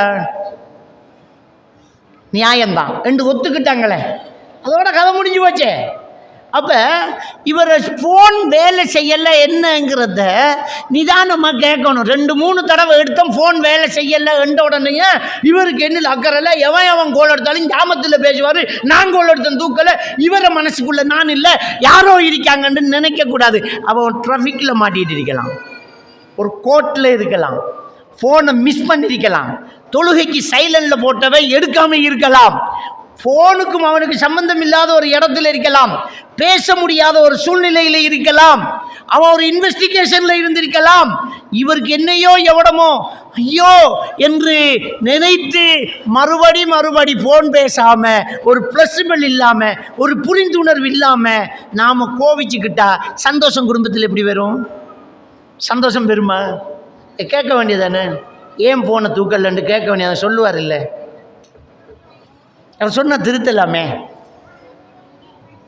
அப்போ முதல்ல இந்த ஒரு புரிந்துணர்வு நம்மகிட்ட இருக்கணும். என்ன இதுங்கிறது வழங்கணும். நமக்கு ஏதாவது மனசுக்குள்ளே பட்டு அதை ஓப்பனாக பேசணும். என்னாச்சு, ஏன் இப்படி இருக்கிறீங்க, ஏன் முகம் ஒரு மாதிரியாக இருக்குது, உனக்கு என்னம்மா நடந்துச்சு, அதை கேட்டால் முடிஞ்சு போச்சே. அப்போ ஒல் காலமீனல் கைல், கோபத்தை அடக்கிறதுக்கு என்ன செய்யணுமெண்டா, அடுத்தவர் நிலைமையை வழங்கணும். நான் என்பதை நமக்குள் புதைக்கணும். நான் ஒன்றுமில்லை, எனக்குள்ள ஒன்றுமில்லை, இது அல்லாஹ் எல்லாம் தந்தது. எனக்குள்ள அல்லாஹ் தந்த ஆட்சி, அல்லாஹ் தந்த தரம், அல்லாஹ் தந்த அழகு, அல்லாஹ் தந்த வயசு, அல்லாஹ் தந்த வருமானம், அல்லாஹ் தந்த அதிகாரம், எனக்குள்ள ஒன்றுமில்லை. ஒரு நரம்பை சுளிக்கினா முடிஞ்சு வச்சு, பல்லு புழுங்க ஊசி அடித்தா துப்ப முடியாது நமக்கு, அம்பட்டும்தான் நம்மளோட பலம், அவ்வளோதான். பல்லு புழுங்க ஊசி அடித்தா துப்ப முடியுமா நமக்கு? தலையைத்தான் ஆட்டணும். உதடி இருக்கி, நாக்கு இருக்கி, ஊண்டி துப்ப முடியுமா? அம்பட்டும்தான் நம்மளோட பிழப்பு. மோசம் கொஞ்சம் கூட போனால் நாம மோசமாக போய்த்துருவோம், அம்பட்டும்தான். அவ்வளோதான், தவண்டுக்கு தான் தெரியணும். அவ்வளோதான். நம்ம ஒன்றுமில்லைப்பா நமக்கு. நாம் அப்படின்னா நம்மளை தூக்க ஒரு ஆள் தேவைப்படும். அப்போ தான் தெரியும் நம்முடைய பலகீனம், முடியாமல் போகும். ஆக முதல்ல நமக்குள்ள நான் என்பதை புதைக்கணும், அடுத்தவர்களை மதிக்கணும், அடுத்தவர் என்ன நிலையில் இருக்கிறாருங்கிறத புரிந்து கொள்ளணும். புரிந்து கொண்டால் வந்துடும். நபிகள் நாயகம் ஸல்லல்லாஹு அலைஹி வஸல்லம் அவங்க சொன்னாங்க, அல் பாதியு பிஸ்ஸலாம் பரியு மினல் கிப்ர்ன்னாங்க. அதெல்லாம் முக்கியம். பெருமை. பெருமை என்றால் என்ன? பத்ருல் ஹக்கு வ கம்துன் நாஸ். பெருமை என்றால் என்ன? உண்மையை மறைத்தல், அடுத்தவரை கேவலமாக நினைத்தல். பெருமை என்றால் என்ன தெரியுமா? உண்மையை மறைக்கிறதும் அடுத்தவரை கேவலமாக நினைக்கிறதும் தான் பெருமை. அடுத்தவனை கேவலமாக நினைச்சா தான் நம்மகிட்ட பெருமை வரும். இதெல்லாம் பெரிய ஆக்களா? இதனால் என்ன கொடுங்க முடியும்? இதெல்லாம் என்ன செய்யலாம்? அதெல்லாம் ஜுஜிபி என்று நினச்சா தான் பெருமை வரும். அடுத்தவனை மதிக்கல அவர். அடுத்தது என்ன? உண்மையை மறைப்பார். இதுதான் பெருமை. பெருமானார் ஸல்லல்லாஹு அலைஹி வஸல்லம் அவங்க சொன்னாங்க, அல் பாதியு பிஸ்ஸலாம், சலாம் சொல்லி தொடங்குபவர் என்றால் என்ன? சண்டை பிடிச்சி பிரிஞ்சிட்டு இருக்கும்போது அவர் பேசட்டும் நான் பேச தயார் தான் என்று 2 பேரும் இருந்தால் இப்படியே 1.5 வருஷம் ஓடிடும். நாம்பள செய்யலை, ராத்தா தானே கதைச்சி, அவள் தானே ஏசினேன், அவன் இன்ஷா அல்லாஹ் ஊட்ட வந்தான், நான் அவட ஊட்ட போவேன், அது வரைக்கும் போகிறல்ல. சாத்தா என்ன சொல்லுவா? தம்பி தானே, அவர் சொல்லாம் சொல்லட்டும் நான் போவேன், அவவும் அப்படியே நினச்சிட்டுப்பா. இப்படியே 4 உள்ள பிறந்துடும். இப்போ நபிகள் நாயகம் ஸல்லல்லாஹு அலைஹி வஸல்லம் என்ன சொன்னாங்க? நீ பெருமை இல்லாமல் இருக்கணுமா, நீ முதல்ல போய் தொடங்கு. அல் பாதி பிஸ்ஸலாம் பரி மினல் கிபிரன்னாங்க. நீ சலாம் சொல்லி தொடங்கு. நம்மளோட சகோதரன் தானே, நம்மளோட கூட்டாளி தானே, நம்மளோட வாப்பா தானே, நம்மளோட உம்மா தானே, நம்மளோட ராத்தா தானே, நம்மளோட தம்பி தானே, நம்ம பெத்த புள்ள தானே, நம்மளோட உம்மா தானே, போய் அஸ்ஸலாமு அலைக்கும் சொல்லுங்களேன். என்ன பிரச்சனை? நீங்கள் செகண்ட் ஆகுங்களேன் அதானே. அதான் ஒல் ஆஃபீன அனின் நாஸ். நீ மன்னிதப்பா, அவன் மன்னிக்கிறேன், நீ மன்னித்துக்க. யார்கிட்டயே சொறி சொல்கிறோம், நாம் எவன்கிட்ட எல்லாம் சொறி சொல்கிறோம். நடந்து போகல கால் மீறி வேட்டா சாரி, அவனும் சொறி நீயும் சொறி. அவன் ஆறுண்டே தெரியா sorry, no mind, no problem. என்னடா இது சாப்பாடு, என்னடா இது சாப்பாடு, தட்டை பாரு, தட்டை கழுடான்னு சொரி சார், பிரச்சனை இல்லை. அவன் சொறி சொல்லணும், நம்ம பிரச்சனை இல்லைன்றோம். யார்கிட்டயே சொறி சொல்கிறோம். பொண்டாட்டிக்கிட்ட சொறி சொன்னால் என்ன, புருஷன்கிட்ட சொறி சொன்னால் என்னன்னு நம்மளோட புருஷன் தான் மன்னிச்சுக்கோ. அவரெல்லாம் போல் மன்னிச்சுக்கோ, நான் தான் போல. மாற்றம் என்பது நமக்கிட்ட தான் உண்மை, அடுத்தவங்ககிட்ட உண்மை இல்லை. நீங்கள் 2 பேர் நேருக்கு நேரம், அவரும் வண்டியை கொண்டாந்துக்கார், நீங்களும் கொண்டாந்து வண்டியை கொண்டாந்து நிப்பாட்டிட்டீர். அவர் அங்கே சைட் பண்ணி நின்றுக்கணுமென்று நீ நினைப்பேன், நீ இங்கே சைட் பண்ணி நின்றுக்கணும்னு அவன் நினைப்பான். 2 பேரும் வந்துட்டீங்க. இவர் ஸ்டோரிங்கை விட்டு போட்டு இப்படி கையை கட்டிடுவார், வேண்டத்தை செய். அவனும் ஸ்டோரிங்கை விட்டு போட்டு கையை காட்டுவான், நீ வேண்டியத்தை செய்கிறான். பாபம் இப்படியே நீ 2 பேர். அவன் எடுக்கட்ட மாட்டேன், நீ நின்றா, நீ எடுக்கட்ட மாட்டான். அவன்டா ஒருத்தர் நகர முடியாது. அவன் எடுக்க மாட்டான்னு நினச்சிக்கோ. மாற்றம் அவன் மூலமாக வருமெங்கிறது கன்ஃபார்ம் இல்லை, நம்ம மூலமாக வருமெங்கிறது கன்ஃபார்ம் தானே. நீங்கள் அப்படியே இருக்க, அப்படியே கொஞ்சம் ரிவேர்ஸுக்கு போய் அப்படியே கொஞ்சம் ஒதுங்கி நின்று லைட்டை போட்டு காட்டினா புஷ்ஷண்டு போகிறான், ஒரு ஹோன் பண்ணி போட்டு நம்ம போயிட்டு இருக்கிறது இல்லை. என்ன குறைய போகுது இப்போ? என்ன இதில் என்ன இருக்குது? நாம் போகிற ரோட்டில் லொரியை நிப்பாட்டி கல் பறிச்சிக்கு நிற்கிறான். இது அவன் வாப்பா போட்ட ரோட்டா? நீ கல் பறிக்கிறதுக்கு இந்த சண்டை பிடிச்சி அவன் எங்கள் வாப்பா போட்ட ரோட்டில் என்ன இப்போன்னு கேட்டு போலீஸ் வந்து பிரச்சனை ஆகிறதுக்கு 3 நாள் ஆகும். அப்படியே லொரி கல் பறிச்சிக்கு நிற்கிதா அப்படின்ற ரோட்டு சிரிச்சுக்கிட்டே அப்படியே ரிவேஸில் போய் அடுத்த ரோட்டால் மாறி போனால் ஒரு 5 நிமிஷம் கூட போகும், அல்லது ஒரு 1/2 லிட்டர் பெட்ரோல் போகட்டுமே விடட்டுமே.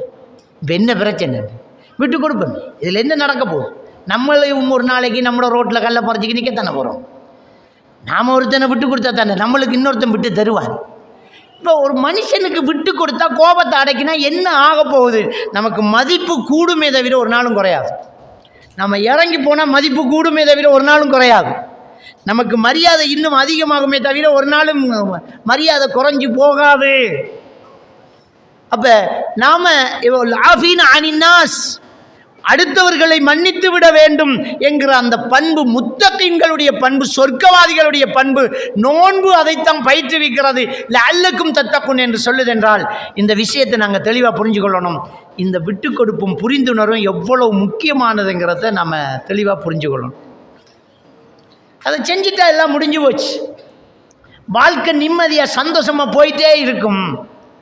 அப்போ கோபத்தை அடக்கிறதுக்கு, அடுத்தவரை மன்னிக்கிறதுக்கு நம்ம செய்ய வேண்டிய விஷயம், நமக்குள்ள நான் என்பதை அகற்றணும், அடுத்தவருடைய நிலை என்ன என்பதை புரிந்து கொள்ளணும். அவர் இடத்துல போய் நின்று அந்த விஷயத்தை ஸ்டடி பண்ணணும். அவர் இடத்துல போய் நின்று அதை அப்போ தான் நம்மளால் நிதானமாக பேச முடியும். அப்போ குடும்பத்தில் சந்தோஷம் இருக்கும். இப்போ அதுக்காக வேண்டி பாவம் செய்யும் போதெல்லாம் பார்த்து கொண்டு இருக்க சொல்லி இஸ்லாம் சொல்லல.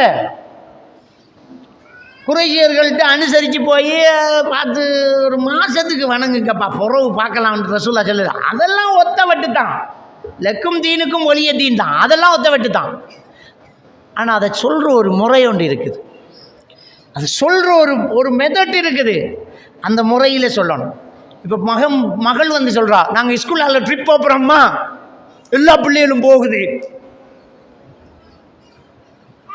கடும் ஆசைப்பட்டு அந்த புள்ள நூறலியாவுக்கு போகிறோம், எல்லோரும் போகிறோம், டீச்சர்மாரெல்லாம் போகிறாங்க, எந்த ஃப்ரெண்ட்ஸோட எல்லாரோடையும் போகிறோம், நாங்கள் போகிறோம் உமா அப்படி என்று வரக்கொள்ளையே நமக்கு வழங்கலனுடைய மனநிலை என்ன, இவ எப்படி தவிச்சிட்டு இருக்கிறா, இவ போகணும் என்று முடிவு எடுத்திருக்கிறா, இப்போ இல்லைண்டா பூகம்பம் வெடிக்கும், இன்னும் காசி போன்னு சொல்லக்கூடாது. ஆனால் போகிறல்லன்று நேரடியாகவும் சொல்கிறது இல்லை.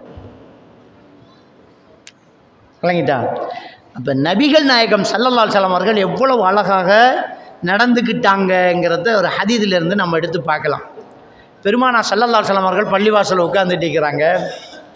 ஜக்காத்து என்பது நபி அவர்களுக்கும் அவருடைய குடும்பத்தாருக்கும் ஹராமாக்கப்பட்டிருக்கிறது.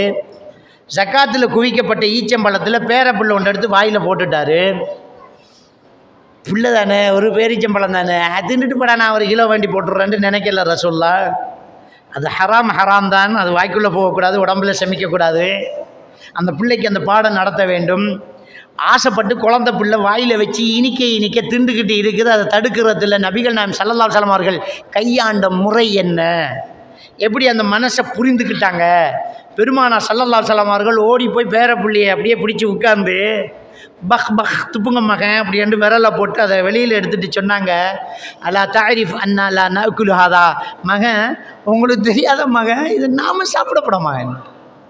இதுதான் அந்த தடுக்கிற முறை. நீ சாப்பிடக்கூடாது இல்லை, எத்தனை வாட்டி சொல்கிறது, எடுக்கக்கூடாது இல்லை அப்படின்னு சொன்னான். மனுஷனா இந்த ஆளுன்னு ஈச்சம்பழத்துக்கு நம்ம மதிப்பு இல்லையாடா, திண்டத்தை வேற வெளியில் எடுத்துட்டாரே. அந்த சொல்கிற மெத்தட்டு வேறங்க.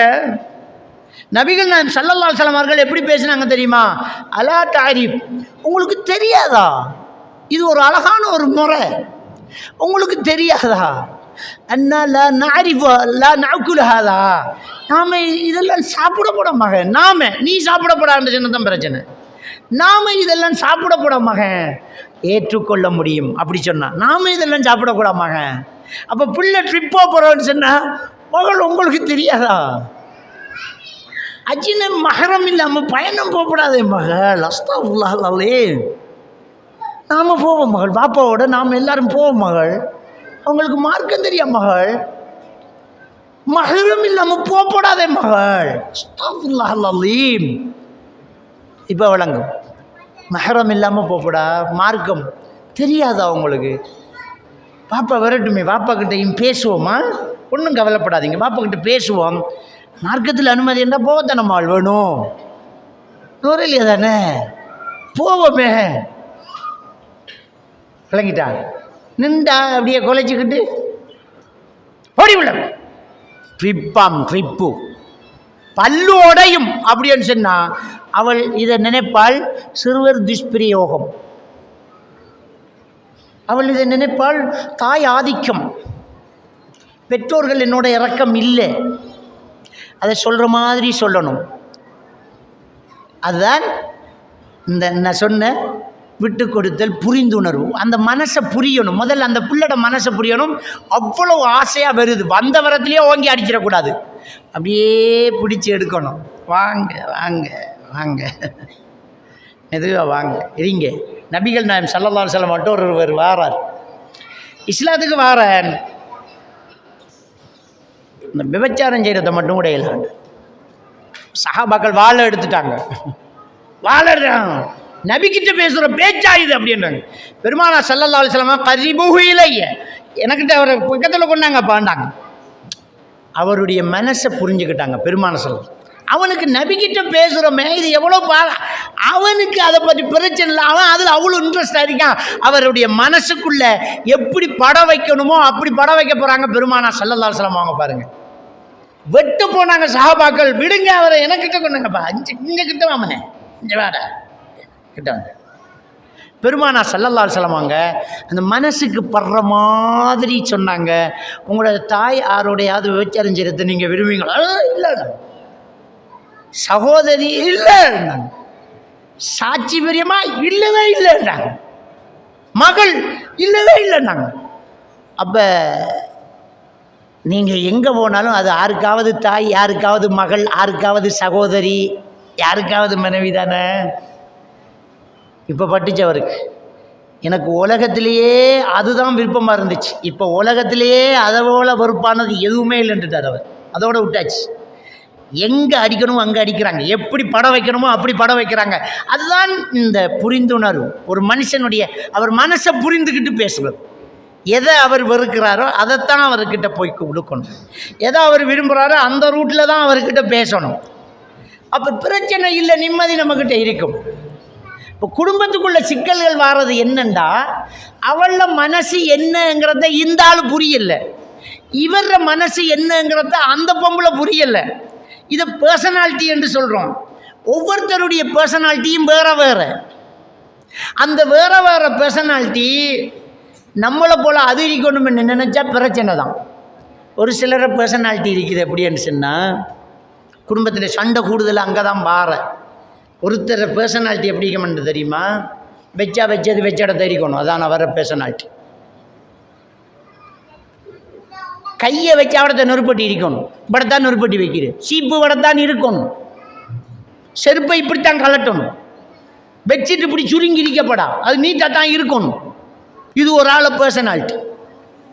அதில் ஒரு புள்ள இருக்கும், ஒரு வீட்டில் ஒரு புள்ள இருக்கும், அவ்வளோ பர்சனாலிட்டியாக தான் கரெக்டாக இருக்கும். அவளை புக்கெல்லாம் அப்படியே இருக்கும். அவள் போட்ட உடுப்பு 10 வருஷத்துக்கு முன்னே போட்ட உடுப்பும் புது உடுப்பு மாதிரி இருக்கும். அப்படியே நீட்டாக வை, சுருங்க மட்டும் நீட்டாக வைப்பாள். அப்படியே கொப்பி அப்படியே அடிக்க வைப்பாள். திடீரென்று வந்து சொல்லுவாள், எந்த ரூமுக்கு யாரு வந்தான்னு கேட்பாள். எப்படிடா இவள் மதிச்சாள்? இல்லை ஒருத்தர் பேரில் வந்திருக்கி எம்பாள். எனக்கு அவளுக்கு தெரியும் கொப்பியை இப்படி வச்சதை இப்படி வச்சிருக்கு. ஒரு நாளும் அவள் இப்படி வைக்கிறேன்னு. இந்த இடத்துல சண்டை வார. அப்போ வெள்ள பர்சனாலிட்டி என்ன? இந்த பர்சனாலிட்டி உள்ள ஆட்களுக்கு அதே பர்சனாலிட்டியில் எல்லாரும் இருக்கணும்னு நினைப்பாங்க, நீட்டாக இருக்கணும். அதில் இன்னொரு பிள்ளை இருக்கும், தலையை வாழ்ந்துக்கு போய் எவடத்தை முடியுது அவடத்தை ஒரு ஜன்னல் இருக்கும், சீப்பை வச்சு போட்டு அவள் வைத்துருவாள். அந்த சீப்பு வைக்கிற இடத்த வைக்கிறவள் வந்து கையை வைப்பாள். சீப்பு இல்லை, ஊடு 2 ஆகும். ஆமாள், 1000 நாள் சொல்லியிருக்கேன் இந்த சீப்பு எடுத்த வைரி என்று அப்படியே பிடிக்க என்னமோ ஒரு உலகப்போர் நடந்த மாதிரி. ஒரு சீப்பு தானடி, 10 ரூபா சீப்பு தானடி எம்பா அம்மா, உனக்கு தெரியா, நீ வாய 10 அப்படிமா. அப்போ இதுக்குள்ள என்ன நடக்குறேன்டா, இவ என்ன போல எல்லாரும் இல்லைங்கிறத புரிந்துணர்வு கொண்டா விஷயம் முடிஞ்சு. என்ன போல எல்லாரும் இல்லை. மத்தாக்கள் அவள் அப்படித்தான், அவளை பொருளை நம்ம தொற்றுற போடா அடுத்த இடத்த வச்சிடணும் என்கிறத மத்தாக்களும் புரிஞ்சிடணும். புரிஞ்சா வீட்டில் பிரச்சனை இல்லை. புருஷனை புரிஞ்சு கொள்ளணும், பொண்டாட்டியை புரிஞ்சு கொள்ளணும் புருஷன். இவர் இப்படித்தான், இவருக்கு தான் பிடிக்கும், இவருக்கு இப்படித்தான் டீ கொடுக்கணும், இது அவளுக்கு தெரிஞ்சிருக்கணும். அப்போ தெரிஞ்சிருந்தா அதே மாதிரி அவன் நடப்பான். என் மாப்பிள்ளைக்கு இப்படித்தான் டீ ஊற்றி கொடுக்கணும், என் மாப்பிள்ளைக்கு இப்படித்தான் சாப்பாடு வைக்கணும், அவருக்கு தெரியும் அந்த மாப்பிள்ளைய. அப்போ அது மாதிரி நடந்தால் பிரச்சனை இல்லை. கவனக்குறைவாக இருந்தால் நீ அண்டைக்கு பிங்கானுடை. அதே மாதிரி நாமளும் என்ன செய்யணும், அவள் அப்படித்தான், இது இப்படித்தான், இவர் இப்படித்தான், இந்த வயசான அவள் இப்படித்தான் என்றதை புரிஞ்சுக்கிட்டோம்ன்றா நமக்கு பிரச்சனை இல்லை. அப்போ ஹஸ்பண்ட் அண்ட் ஒய்ஃபுக்குள்ள குடும்பத்துக்குள்ள பிரச்சனை வாரத்துக்கு அடுத்தவரை புரியலை. இவர் யார்? எல்லாரும் ஒரே மாதிரி இல்லை, எல்லாரும் ஒரே மாதிரி இல்லை. ஆனால் வளைஞ்சு கொடுத்தா எல்லாரும் ஒரே மாதிரி தான். நம்ம விரலை சொல்லுவோம் எல்லா விரலும் ஒரு மாதிரி இல்லைன்னு, ஆனால் பற்றி பாருங்கள் எல்லாம் சமனாக தான் இருக்கும். நம்ம வளைந்து கொடுத்தால் சமனானவர்கள் தான், வளைந்து கொடுக்காட்டி தான் பிரச்சனை. நம்ம வளைவோம், எல்லாம் சமனாக தான் இருக்கும். கொஞ்சம் ப்ளஸ்பிள் ஆகும், கொஞ்சம் வளைந்து கொடுப்போம், சமனாகிடலாம். அப்படியா, சரிம்மா அண்டுக்கு எனக்கிட்ட இப்படி தான் நடக்கணும், இதுக்கிட்ட இப்படி தான் நடக்கணும், அதுக்கிட்ட அப்படி தான் பேசணும். ஒவ்வொருத்தர் பர்சனாலிட்டியும் புரிஞ்சுக்கிட்டா சரி. நபிகள் நாயகம் ஸல்லல்லாஹு அலைஹி வஸல்லம் அவர்கள் வீட்டில் இருக்கிறாங்க. அபூபக்கர் சித்திக் ரலியல்லாஹு தஆலா அன்ஹு சலாம் சொன்னாங்க, உள்ளே வரலாமா? வலைக்கும் சலாம் சொன்னால் வந்துடுவார். ஆயிஷா நாய் திரும்பி பார்க்குறாங்க, ரசூலுல்லாஹ்ட தொட தெரியுது, வேட்டி விலகி தொட தெரியுது. பாப்பா வந்து சலாம் சொல்கிறார். ரசூலுல்லாஹ் வலைக்கும் சலாம்ட்டாங்க, அவர் வந்துட்டார். பேசிட்டு இருக்கும்போது மற்ற மாமனார் வாரார், உமர் ரலியல்லாஹு தஆலா அன்ஹு வராங்க. அஸ்ஸலாமு அலைக்கும் பண்ணாங்க, வலைக்கும் சலாம்னாங்க, அவரும் வந்துட்டாங்க, தொட தெரியுது. உஸ்மான் ரலியல்லாஹு தஆலா அவங்க வந்தாங்க, அஸ்ஸலாமு அலைக்கும் பண்ணாங்க. நபிகள் நாயகம் ஸல்லல்லாஹு அலைஹி வஸல்லம் அவர்கள் தன்னை உற்று கவனித்தார்கள், தொட தெரியுது, வேட்டியை இழுத்து மூடி கொஞ்ச நேரம் கழிச்சு வலைக்கும் அஸ்ஸலாம் பண்ணாங்க. உஸ்மான் ரலியல்லாஹு தான் வந்தார்கள். ஆயிஷா நாயகி இப்போ இதை என்னன்னு கேட்கணும்.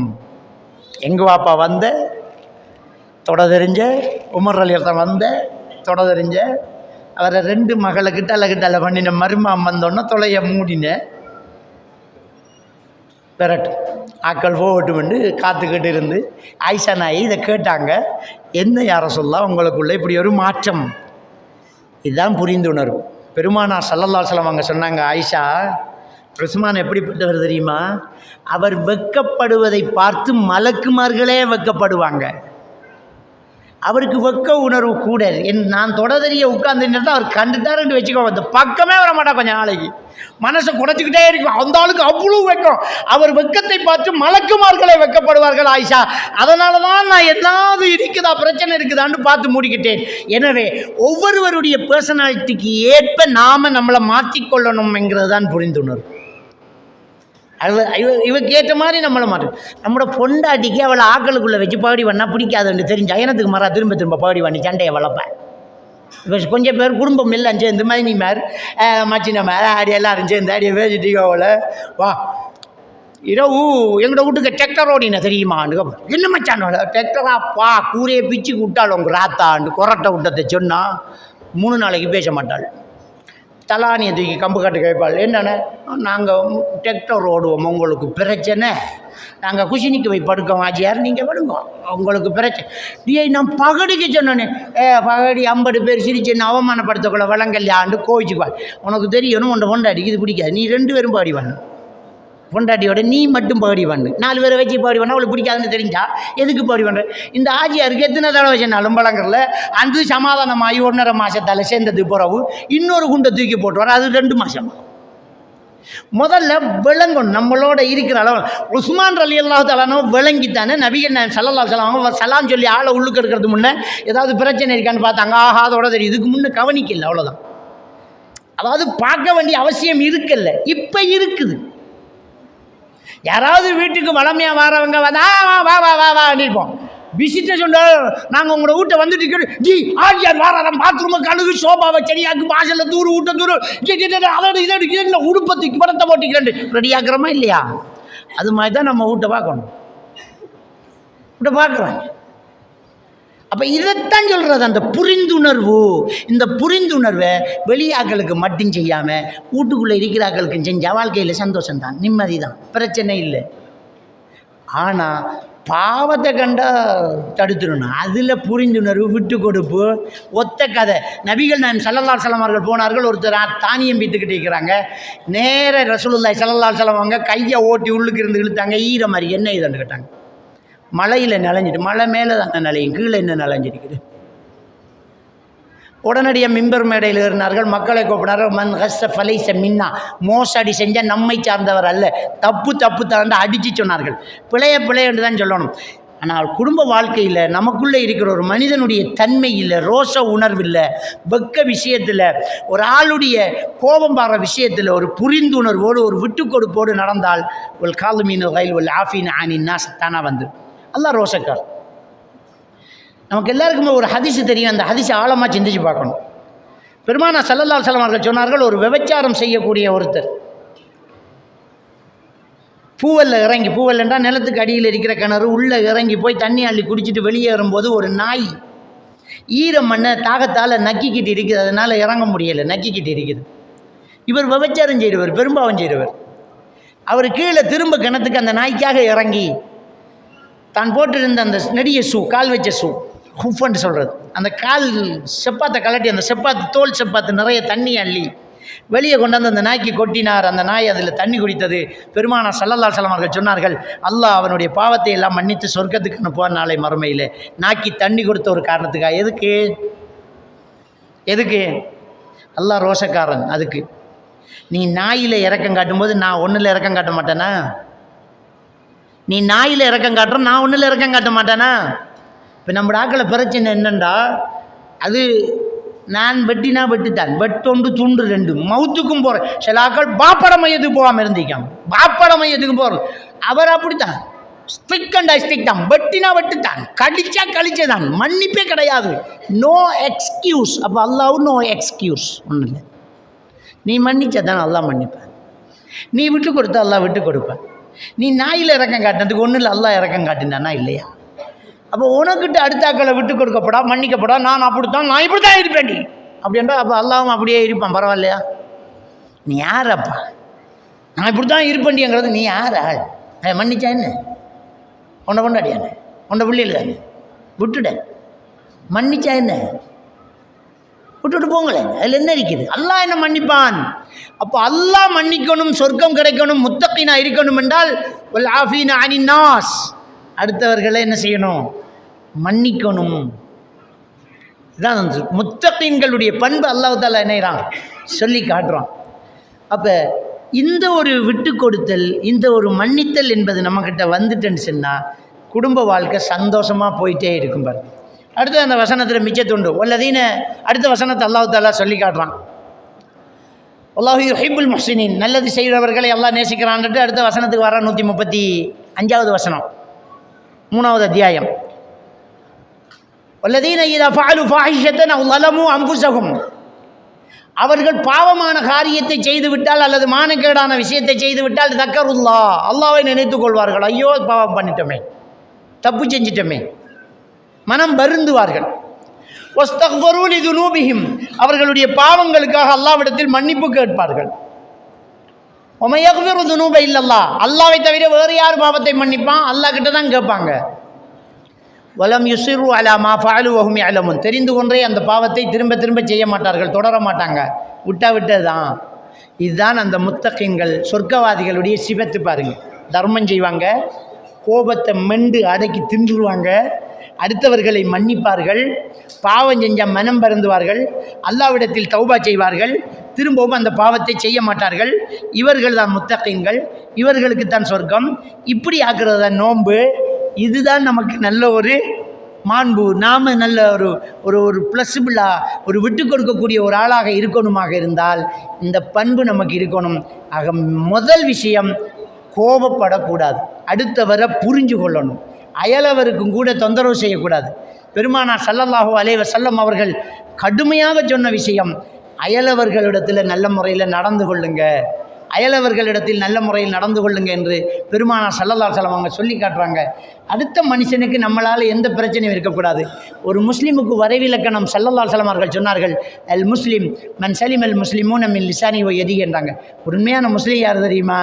அவன் நாவாலும் கையாலும் அடுத்தவனுக்கு எந்த தொந்தரவும் கொடுக்காமல் இருந்தால் அவன் தான் முஸ்லீம் பண்ணாங்க. இதுக்கு மேலே ஒன்றும் தேவையில்லை. இந்த தலைப்புக்கு இதுக்கு மேலே ஒன்றும் பேச தேவையில்லை. நம்முடைய நாவாலும் கையாலும் அடுத்தவனுக்கு தொந்தரவு கொடுக்காமல் இருந்தால் நாம் நல்ல முஸ்லீம்.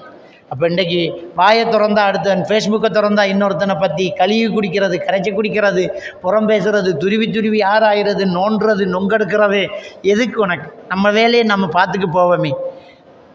நம்ம பயம் பண்ண போனாலும் தலைப்பு தருவாங்க. எப்படி தெரியுமா? இன்றைக்கி சார் வட்டியை பற்றி நல்லா கொடுங்க, முன் ஷஃப்லேயே ஒரு ஆள் இருக்கார், நேற்று தான் ஃபினான்ஸுக்கு வண்டி எடுத்து. அப்போ அடுத்தவனுக்கு தான் தலைப்பு, உனக்கு தலைப்பு இல்லை. அடுத்த ஆளுக்கு தான் தலைப்பு சொல்லுவாங்கப்பா, இன்றைக்கி பயானா, நான் அவரை சொத்தையே தானே பார்த்துக்கிட்டேன், கொடுவையா அப்படி கிண்ணு கிடந்தார் அவர். அப்போ நீ உனக்கு பயம் கேட்கல. இப்போ தலைப்பு கொடுக்குறவங்க அப்படி தான் கேட்குறவங்க. ஒருத்தர் நம்மளை திருத்துற எண்ணம் இல்லை, அடுத்தாக்களுக்கு பெட்டு, அன்றைக்கி பெட்டு தூள் கிளம்பிச்சு, அடியா கடுங்குடு. ஒரு நாளும் அடுத்தாக்களை பார்க்கப்படா, நான் சரியாக இருக்கணும், என்னில் மாற்றம் பெறணும், நான் நல்லா இருக்கணுங்கிற ஒரு விஷயத்தில் மட்டும்தான் நம்ம என்ன செய்யணும், ரொம்ப கவனமாக நம்ம இருக்கணும். எனவே இந்த விட்டு கொடுத்தல், இந்த புரிந்துணர்வு நமக்குள்ளே இருந்துட்டா அது நிம்மதியான சந்தோஷமான குடும்பமாக இருக்கும். எல்லாம் வல்ல அல்லாஹ்வுக்கு சுப்ஹானஹு வ தஆலா நம் அனைவரை ஈமானோடு வாழ வைத்து ஈமானோடு மரணிக்க செய்வனாக. வாஹிரு தஅவானா அனில் ஹம்துலில்லாஹி ரப்பில் ஆலமீன்.